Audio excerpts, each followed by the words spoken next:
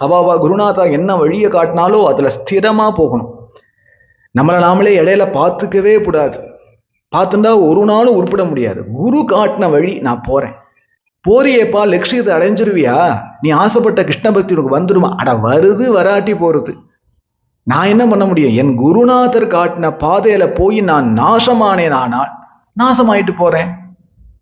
அவரை மீறிண்டு புத்திசாலித்தனமா ஒரு புதிய பாதையில போய் நான் என்ன உருப்பிட்டுற போறேன்னா? என் குருநாதர் காட்டுற வழி எனக்கு போறோங்கிற பாவத்துல போகணும். ரொம்ப உண்மையா இருக்கணும். இப்படி போனா இந்த குரூரம்மை, இது ரெண்டும் குரூரம்மையோடைய லைஃப்ல நாம கத்துக்க வேண்டிய பாடம். சரி, இப்ப நம்ம மீண்டும் குரூரம்மையோடைய சரித்திரத்துக்கு வருவோம். குரூரம்மை காத்தால எழுந்திரிச்சிடுவா. 3:30 மணி 4 மணிக்கெல்லாம் எழுந்திரிச்சிடுவா.